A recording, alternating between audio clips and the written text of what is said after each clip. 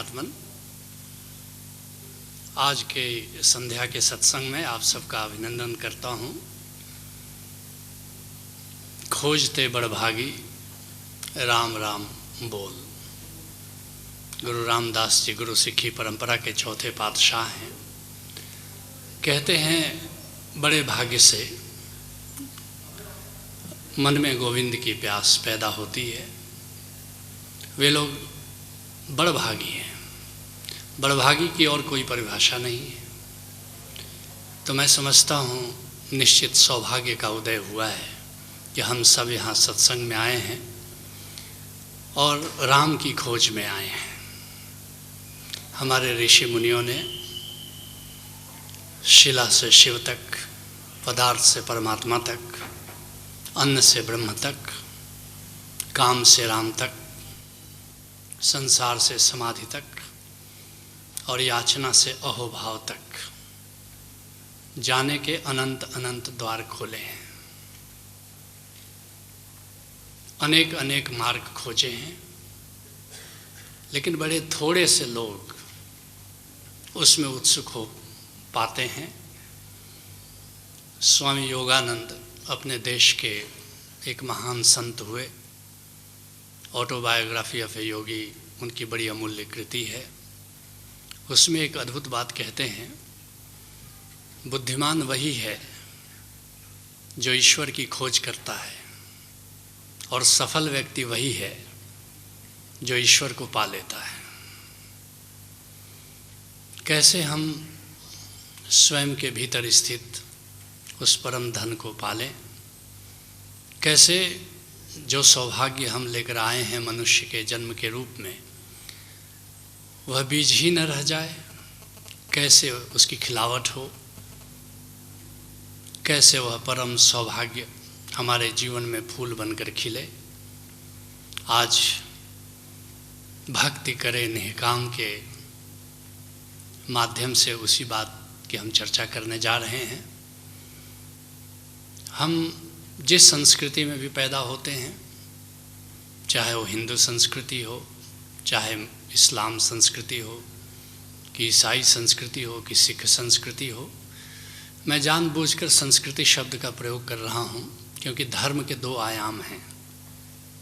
एक बाहर की ओर जाता है जिससे हमारा आचार व्यवहार निर्देशित होता है, उसको संस्कृति कहते हैं, और एक भीतर की ओर जाता है जिसको हम अध्यात्म कहते हैं। अध्यात्म को तो खोजना पड़ता है। अध्यात्म तो अनुभव की बात है, लेकिन संस्कृति मान्यता की बात है।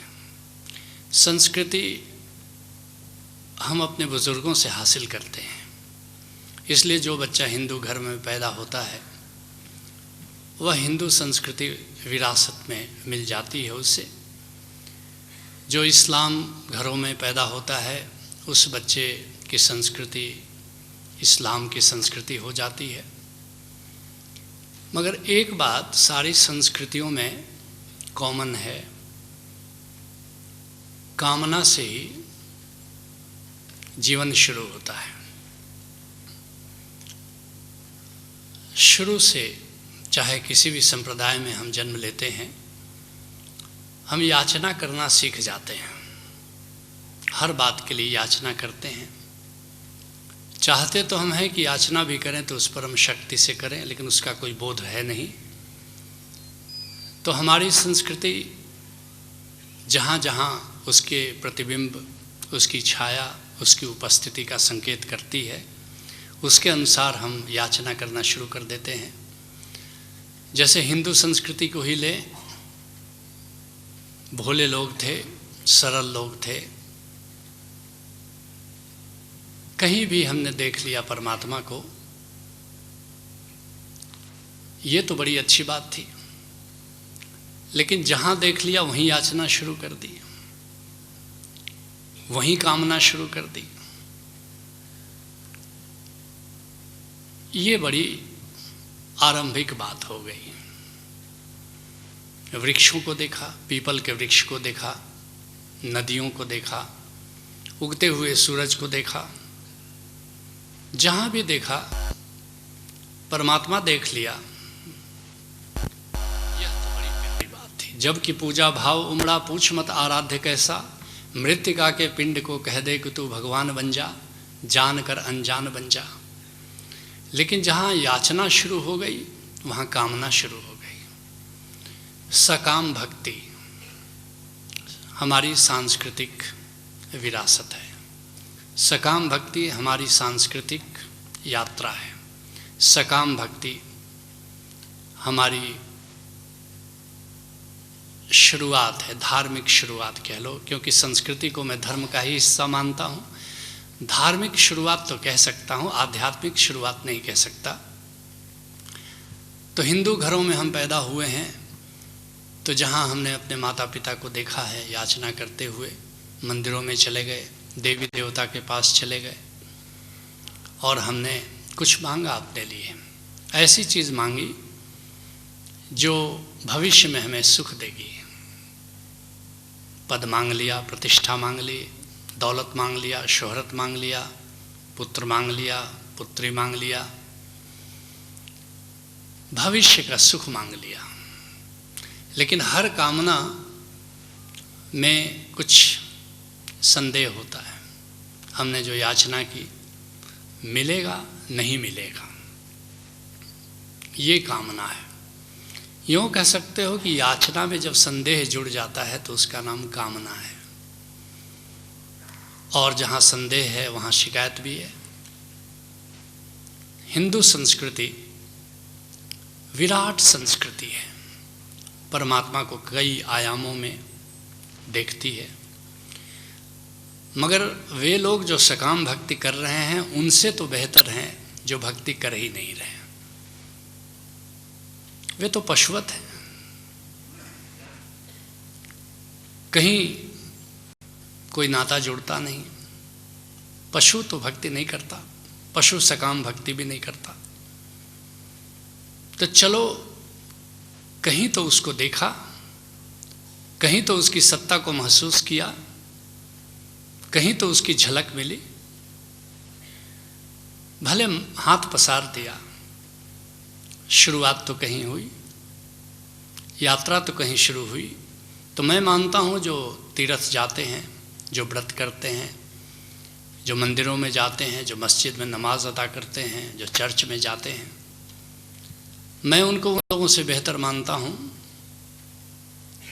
जिनके हृदय में भक्ति की कोई भाव दशा का उदय नहीं होता। ऐसे ही इस्लाम संस्कृति है, मस्जिद में जाते हैं, मज़ार में जाते हैं, कहीं उसकी सत्ता को महसूस करते हैं, काबा में जाते हैं और फिर अपने लिए कुछ याचना करते हैं। ऐसे ही हमारे सिख भाई हैं, गुरुद्वारे में जाते हैं, गुरु ग्रंथ साहब का पाठ करते हैं और कुछ कामना भी करते हैं। ऐसे ही पारसी भाई हैं, अग्नि की पूजा करते हैं और कुछ याचना करते हैं। ऐसे ही जैन हैं, भगवान महावीर से, तीर्थंकरों से कामना करते हैं। ऐसे ही बौद्ध हैं, गौतम बुद्ध की पूजा करते हैं। हमने अभी देखा लेह लद्दाख हम गए थे, मोनेस्ट्रीज़ में गए और एक एक मोनेस्ट्री में सैकड़ों लामा हैं और वहाँ पूजा चलती है, रिचुअल्स चलते हैं और रिचुअल्स के माध्यम से फिर वे गौतम बुद्ध से कुछ मांगते हैं। स्थान बदल जाता है,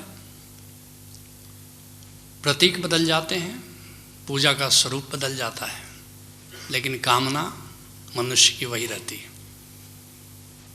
यह सकाम भक्ति है। मैं मानता हूँ कि सकाम भक्ति हमारी सांस्कृतिक शुरुआत है उस परम तत्व को जानने की। सकाम भक्ति हमारी सांस्कृतिक यात्रा है उस परम सत्य की दिशा में। तो मैं इसकी निंदा नहीं करता, मैं इसको पहला कदम मानता हूँ निष्काम भक्ति की ओर। लेकिन कुछ सौभाग्यशाली लोग हैं जो यहीं रुक नहीं जाते, जो यहीं ठहर नहीं जाते, जो सोचते हैं क्या ज़िंदगी ऐसे ही मांग में विदा हो जाएगी, क्या पूरी ज़िंदगी हम याचना ही करते रह जाएंगे। क्योंकि कहीं न कहीं हम देख पाते हैं कि जो हम कामना करते हैं उसमें कहीं न कहीं हमारी दरिद्रता छिपी है, कहीं न कहीं हमारा भिखमंगापन छिपा है, कहीं न कहीं हमारा संदेह भी छुपा है, कहीं न कहीं हमारी शिकायत भी छुपी है। मुझसे लोग पूछते हैं कि संसारी कौन है और संत कौन है। मैं उनसे कहता हूँ, संसारी वो है जो शिकायत में जीता है और संत वो है जो धन्यवाद में जीता है।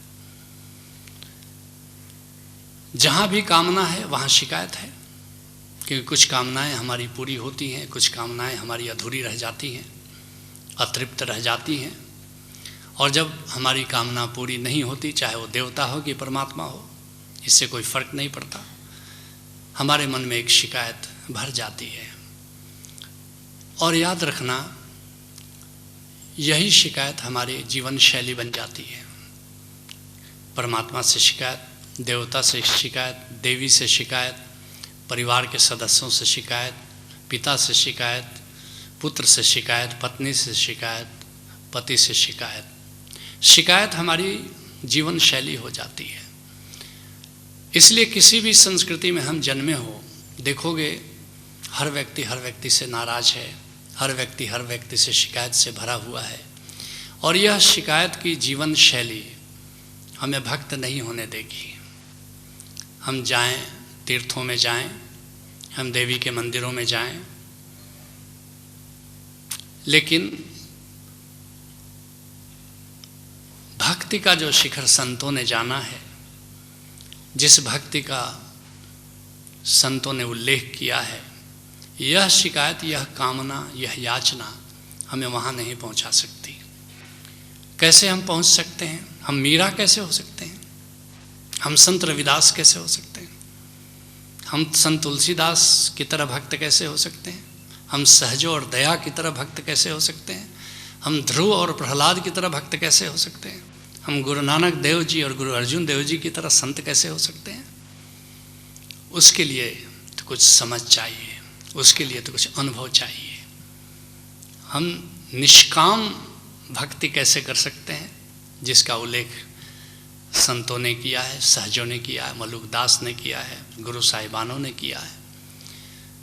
बीच की एक कड़ी है, एक सेतु है जहाँ से हमें गुजरना होगा। सीधे सकाम भक्ति से निष्काम भक्ति तक हम जा नहीं सकते हैं। बीच में एक कड़ी आती है, उसका नाम है सप्रेम भक्ति। सप्रेम भक्ति क्या है? सप्रेम भक्ति का मतलब कि याचना तो चलेगी, लेकिन उस याचना में भरोसा होगा, संदेह नहीं होगा। एक उदाहरण दो तो शायद बात समझ में आ जाए। एक बच्चा है, एक जैसे भिखमंगा है, आकर तुम्हारे दरवाजे पर खड़ा हो जाता है, कहता है कुछ दो, खाने को दो, लेकिन एक संदेह से भरा है, पता नहीं घर की मालकिन कुछ देगी नहीं देगी। जब तक मिल न जाए तब तक संदेह से भरा हुआ है चित्त उसका। ये सकाम याचना है उसकी, कह सकते हो सकाम भक्ति है उसकी। लेकिन एक बच्चा है, बाहर से खेल के आया है और अपनी माँ को कहता, माँ खाना दो। वो भी याचना कर रहा है, लेकिन भरोसा पक्का है, ये हो नहीं सकता कि माँ से भोजन मांगे और माँ भोजन न दे। और अगर माँ भोजन करने में देर करती है तो उलाहना देना शुरू कर देता है, तूने कितनी देर करती, कब से मांग रहा हूँ। और माँ अपना सारा काम छोड़ छाड़ कर उस बच्चे को भोजन देने के लिए तत्पर हो जाती है। यह सप्रेम भक्ति कहाँ से शुरू हो? यह सप्रेम भक्ति गुरु और गोविंद से शुरू होती है। तो अगर चाहते हो कि सकाम से निष्काम की ओर यात्रा करें, तो मध्य के इस सेतु से गुजरना पड़ेगा, किसी कामिल मुर्शिद को खोजना होगा, किसी संत को खोजना होगा, और उसके प्रेम में पड़ जाते हो तुम। ऐसा नहीं कि प्रेम में पड़ना होगा, प्रेम एक दुर्घटना है। किसी संत के पास सत्संग करते हो, उसके सानिध्य में बैठते हो, उठते हो, और ऐसे ही संतों से मिलते मिलते प्रेम घटित हो जाता है। गुरु नानक देव जी से किसी ने पूछा, गोविंद कैसे मिलेगा, परमात्मा कैसे मिलेगा? गुरु नानक देव जी ने कहा, गुरु के द्वारा, एक ओंकार सत्य नाम। मिलेगा कैसे? गुरु प्रसाद, गुरु की कृपा से मिलेगा। पूछने वाले ने पूछा, और गुरु कैसे मिलेगा? गुरु नानक देव जी मुस्कुराए, उन्होंने कहा, सत्संग से मिलेगा। सत्संग करो, संतों की सोहबत करो, संतों से मिलते जुलते, संतों की बात सुनते सुनते, संतों के पास उठते बैठते किसी संत से तुम्हारा प्रेम हो जाता है, और वही तुम्हारा गुरु हो जाता है। और यहाँ से शुरुआत होती है सब प्रेम भक्ति की। यहाँ अब क्षणभंगुर से तुम राजी नहीं हो, यहाँ तुमको सदानंद चाहिए, यहाँ तुमको सदा फल चाहिए, यहाँ तुमको परम धन चाहिए, यहाँ तुमको परम पद चाहिए। जब तक तुम सकाम भक्ति में थे तुम्हें धन चाहिए था, तुम सब प्रेम भक्ति में पड़ गए, अब तुम धन पर राजी नहीं, अब तुम परम धन से राजी हो सकते हो। जब तक तुम सकाम भक्ति में थे तुमको कोई पद चाहिए था, तुम राजी थे, पद मिल जाए बहुत है, लेकिन अब सब प्रेम भक्ति में हो तो केवल पद से राजी नहीं हो, अब परम पद चाहिए। सकाम भक्ति में थे, थोड़ा सुख मिल जाए तुम राजी थे, लेकिन अब सब प्रेम भक्ति में हो तो केवल थोड़े से सुख से तुम राजी नहीं हो, अब तुम्हें परम आनंद चाहिए। और अब इस याचना तो तभी भी करते हो, गुरु से अभी भी मांग तो चलती है, लेकिन ये मांग प्रेम पूर्ण है, कामना पूर्ण नहीं है। इसमें एक भरोसा है कि गुरु मुझे देगा, और गुरु के प्रति प्रेम में तुम पड़ जाते हो। संत कहते हैं कि परमात्मा की खोज में तुम निकलते हो, एक दिन परमात्मा की कृपा होती है और तुम्हारे जीवन में गुरु आ जाता है, कामिल मुर्शिद आ जाता है। तुम्हें धन मिल जाए तो ऐसा मत समझना कि परमात्मा की तुम पर कृपा हुई, तुम्हें कोई पद या प्रतिष्ठा या दौलत या शोहरत मिल गई तो ऐसा मत समझना कि परमात्मा की तुम पर कृपा हुई, लेकिन तुम्हारे जीवन में कोई कामिल मुर्शिद मिल गया तो समझना निश्चित ही परमात्मा की कृपा हो गई, और कोई कसौटी नहीं है परमात्मा की कृपा की। और एक दिन गुरु प्रसन्न हो जाता है और गोविंद मिल जाता है, परमात्मा मिल जाता है। यही अध्यात्म की यात्रा है और इसका कोई अपवाद नहीं है। गुरु अर्जुन देव जी कहते हैं, गंगा जल गुरु गोविंद नाम, जे सुमरे तिसकी गति होए, पीवत बहुरी न जोनि भ्रमाम। गुरु प्रसन्न होता है और गुरु के चरणों में तुम्हारा आसरा हो जाता है। गुरु के चरण तुम्हें मुक्त कर देते हैं, गुरु के चरण में बैठकर तुम कर्म बंधन से मुक्त हो जाते हो, क्योंकि गुरु क्या देता है तुम्हें? नाम का गंगा जल दे देता है। गंगा जल में स्नान करने से तुम्हारे पाप धुलते हो कि न धुलते हो, इस पर विवाद हो सकता है, लेकिन गुरु जब नाम का गंगा जल दे देता है, ओंकार का गंगा जल दे देता है, तो उसमें तुम्हारे कर्म बंध बचते नहीं, तुम अपने सारे कर्म बंधनों से मुक्त हो जाते हो। गुरु के प्रेम में पड़ जाना, जीवन की एक बड़ी उपलब्धि है। और धीरे धीरे तुमको भरोसा होना शुरू होता है कि आज नहीं तो कल अब गोविंद मिल जाएगा। सारे संत गुरु भक्ति की महिमा के गीत गाते हैं।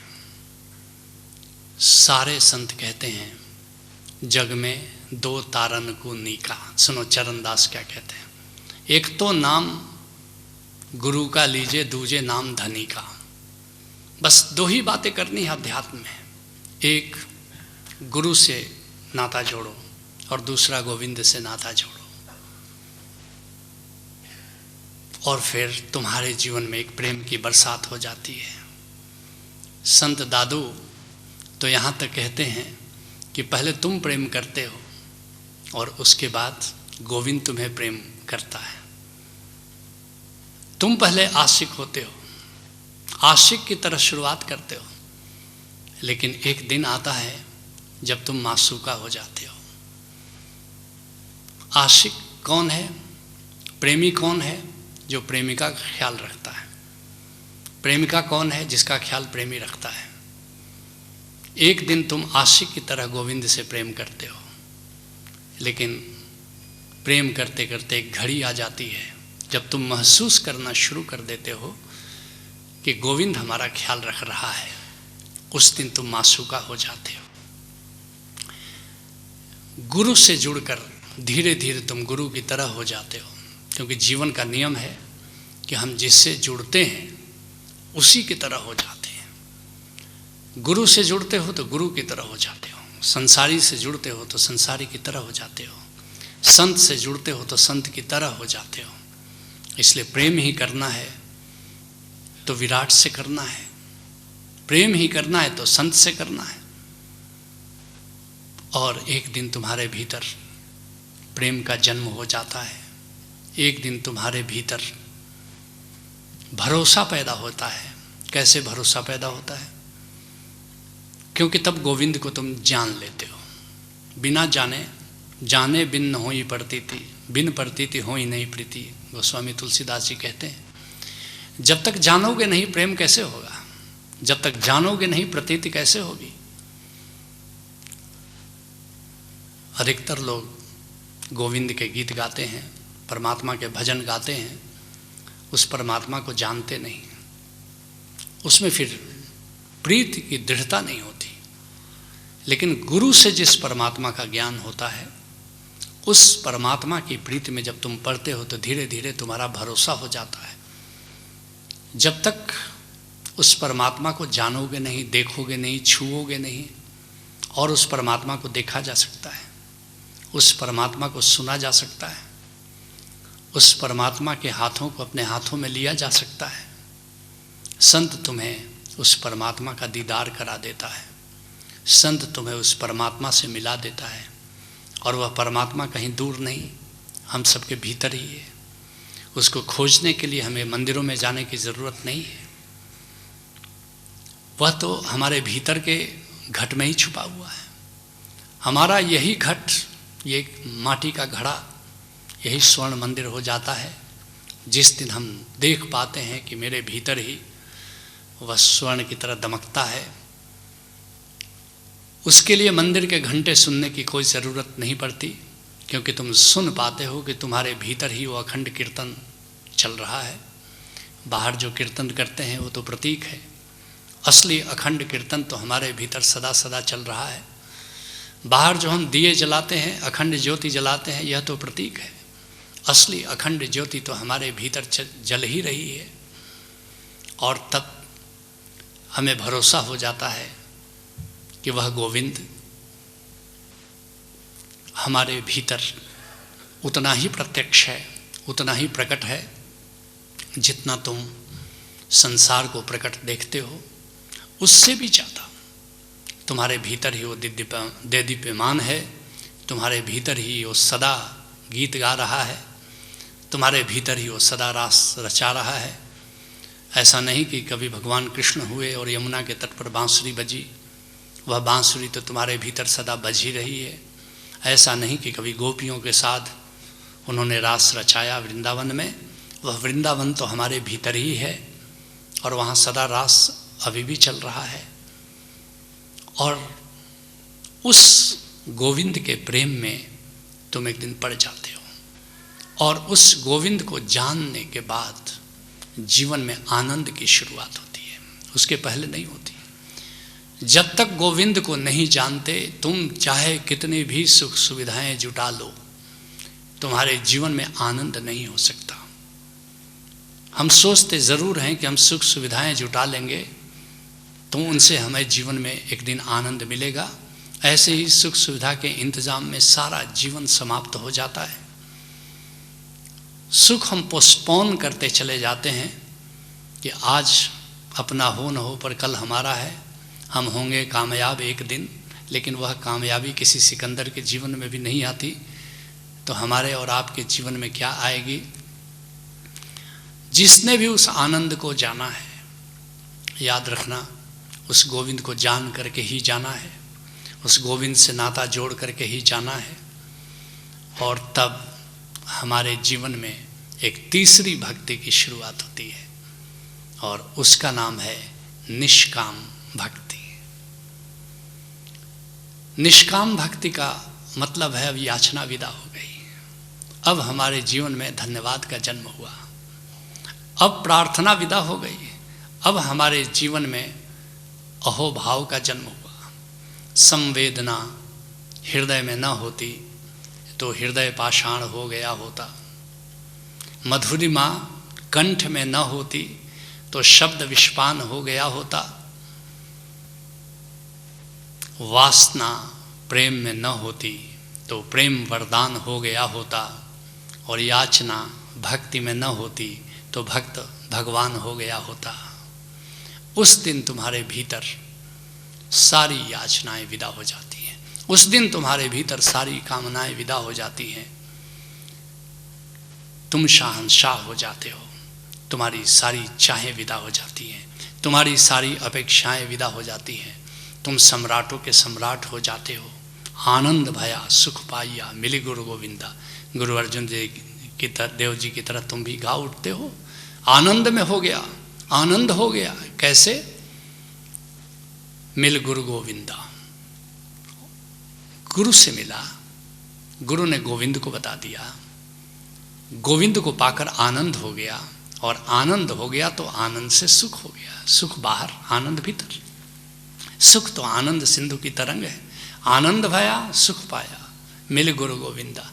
इसका कोई शॉर्टकट नहीं है, इसका कोई विकल्प नहीं है। आनंद मिलता है तो जीवन में एक धन्यता का उदय होता है, आनंद होता है तो जीवन में एक अहोभाव का उदय होता है। और तब तुम देख पाते हो कि मांगने की कोई ज़रूरत नहीं है, और जैसे जैसे तुम महसूस करते हो अपनी धन्यता को, तुम और भी समृद्ध होते चले जाते हो। जीसस का एक वचन है, इस पर बड़ा विवाद चलता है। जीसस कहते हैं जिसके पास है उसको और दिया जाएगा, और जिसके पास कम है उसका वह भी ले लिया जाएगा। कठोर वचन लगता है, परमात्मा का ऐसा विधान है, जिसके पास है उसको और दिया जाएगा, और जिसके पास कम है उसका वह भी ले लिया जाएगा। लेकिन जीसस का यह वचन बिल्कुल ठीक है। कैसे ठीक है? एक उदाहरण दूँ तो समझोगे। एक भिखमंगा आया, आपके द्वार पर खड़ा हुआ सवेरे सवेरे, आपने उसको 10 रुपये का नोट दिया, चला गया। शाम को फिर आया और आपके दरवाजे पर खड़ा हो गया और कहा कि कुछ और मिल जाए। आप क्या कहोगे? अभी सुबह ही दिया था। फिर शाम को आकर के खड़ा हो गया, भगा देते हो उसको। लेकिन एक दूसरा भिखमंगा है, सवेरे आया है, आपने 10 रुपये का नोट दिया, शाम को फिर आया है और कहता है मांगने नहीं आया हूँ, इधर से गुजरता था, सुबह जो आपने दिया इतना काफ़ी है, लेकिन इधर से गुजर रहा था, कैसे नहीं धन्यवाद देता, ऐसे कैसे इधर से चला जाता। आप क्या कहोगे? तुम्हें मांगने का मन नहीं है लेकिन मुझे देने का मन है, लो 10 रुपये और लो। ऐसा ही परमात्मा का विधान है। ये प्रार्थना का राज बता रहा हूँ, ये भक्ति का राज बता रहा हूँ, ये निष्काम भक्ति का सूत्र दे रहा हूँ। जैसे तुम परमात्मा को कहते हो कि हे गोविंद, तुमने इतना कुछ दिया, अब क्या मांगूं तुमसे।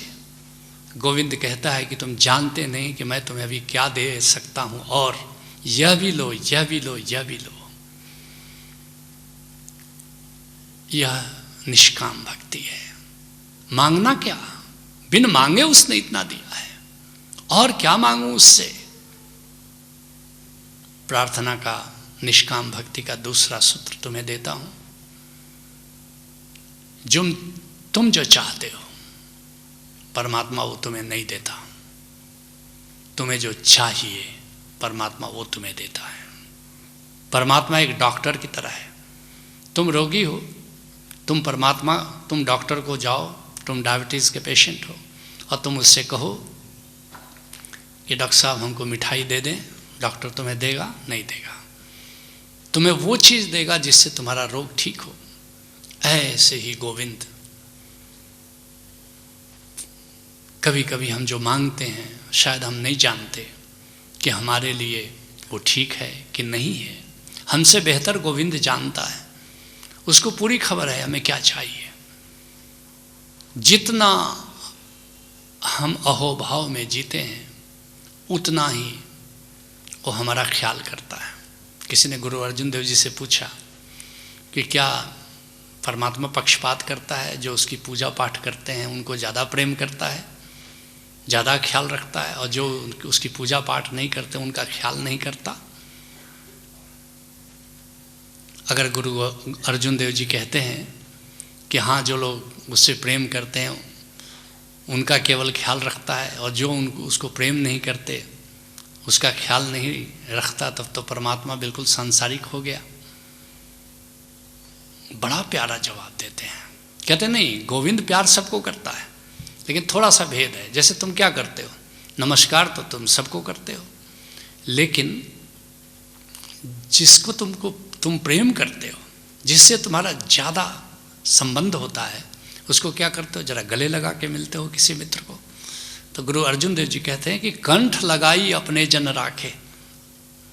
अपने लोगों को जरा गले लगा करके मिलता है तो निश्चित रूप से जो उसके भक्त होते हैं, जो उसके प्रति अहोभाव में भरे रहते हैं, उनका गोविंद ही ख्याल रखता है। सबका ख्याल रखता है, याद रखना। लेकिन निश्चित रूप से जो अहोभाव में भरे हुए जीते हैं, गोविंद को वे अत्यधिक प्रिय हैं। परमात्मा के अहोभाव में जीना निष्काम भक्ति है, और यहाँ तुम्हारी पूरी जीवन शैली बदल जाती है। संसार से समाधि की यात्रा, एक सांसारिक से संतत्व की यात्रा, बस यही भेद है और कोई भेद नहीं। एक संसारी और संत में यही भेद है। एक संसारी शिकायत में जीता है, सबके प्रति शिकायत, और याद रखना हर शिकायत परमात्मा के प्रति शिकायत है। अगर तुम्हें अपनी पत्नी के प्रति शिकायत है तो शिकायत परमात्मा से ही है कि हे गोविंद, तुमने ऐसी पत्नी क्यों दी। अगर तुम्हें अपने पति से शिकायत है तो शिकायत परमात्मा से ही है कि ऐसा पति क्यों दिया।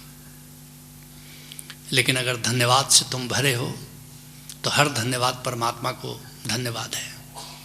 पति के प्रति तुम धन्यवाद से भरे हो तो तुम्हारा धन्यवाद परमात्मा के प्रति है।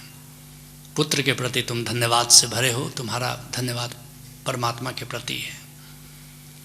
एक ऐसी जीवन शैली में जीना जहाँ केवल अहोभाव भी ही अहोभाव है, बलिहारी ही बलिहारी है। संतों ने, गुरु साहिबानों बार बार गया है, सद बलिहारे जाऊँ, सद बलिहारे जाऊँ, सदा तुम्हारी बलिहारी में जीता हूँ, सदा तुम्हारे बलिहारी जाता हूँ। सदा धन्यवाद में जीना, सदा अहोम भाव में जीना, यही निष्काम भक्ति है। और एक दिन तो ऐसा आता है, अनएड्रेस्ड ग्रेटिट्यूड हो जाता है। किसके प्रति अहोभाव? बस अहोभाव जीवन शैली हो जाती है, और उसका सुमिरन, उसकी याद अहोभाव के साथ होती है। भक्त के कदम थिरकने लगते हैं। यही संसार है।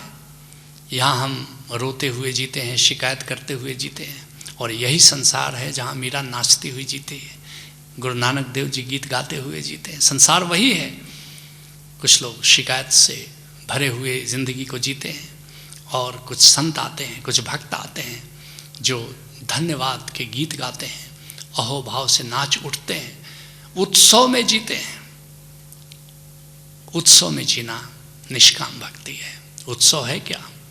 अहोभाव की अभिव्यक्ति का नाम है उत्सव है। दुख है क्या? शिकायत की अभिव्यक्ति का नाम दुख है।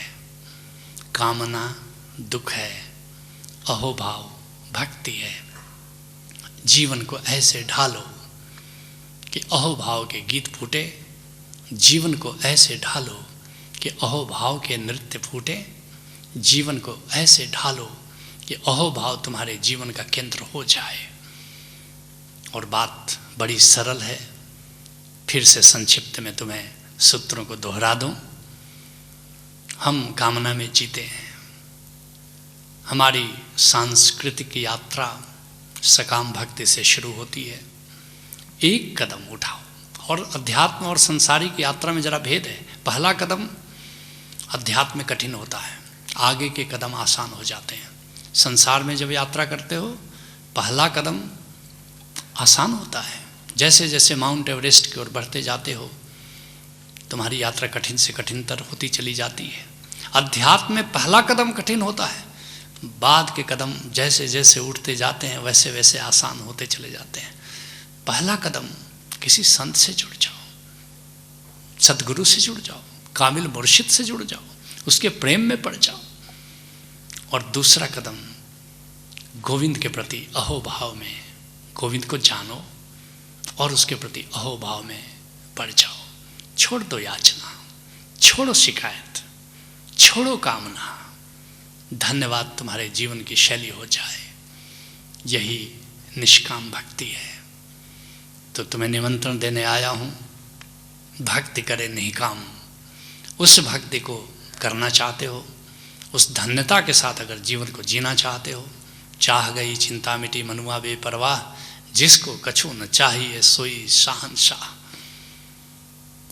उस हुक्मी को जानना चाहते हो जिसका हुक्म चल ही रहा है। हुक्मी हुक्म चलाए रहा, नानक बिगसे बेपरवाह। गुरु नानक देव जी कहते हैं मेरे हुक्मी का हुक्म चल रहा है। गुरु नानक को अब क्यों फिक्र, क्यों?